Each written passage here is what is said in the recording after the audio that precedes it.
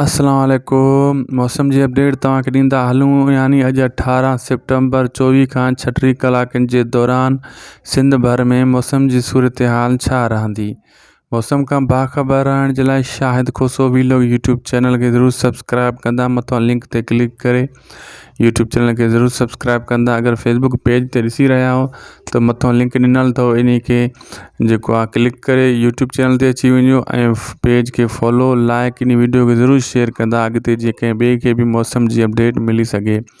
दोस्तों अॼु तव्हांखे ॿुधाईंदासीं सिंध भर में मौसम जी सूरत हाल, त अॼु सिंध में कहिड़े इलाइक़नि में बरसाति थींदी।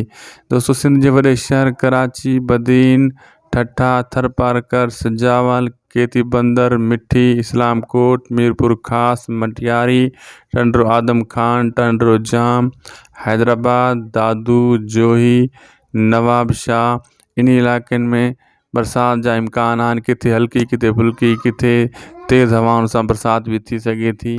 जेका शहर तव्हांखे ॿुधायासीं हिते सिंध, इन खां अलावा बि किथे हल्के फुल्के ॿिए इलाइक़नि में बि बरसाति जा इम्कान आहिनि ऐं बरसाति थी सघे थी। 24 खां 36 कलाकनि जी रिपोर्ट हूंदी आहे। पोइ इन 36 कलाकनि जे दौरान किथे कहिड़े इलाइक़े में कंहिं टाइम बि बरसाति थी सघे थी। रोज़ाना जीअं तव्हांखे अपडेट ॾींदा ऐं हिन वीडियो खे अॻिते ज़रूरु शेयर कंदा, जीअं कंहिं ॿिए खे बि मौसम जी अपडेट मिली सघे। अॼु 18 सितंबर जी ही अपडेट आहे, रिपोर्ट आहे 18 सितंबर।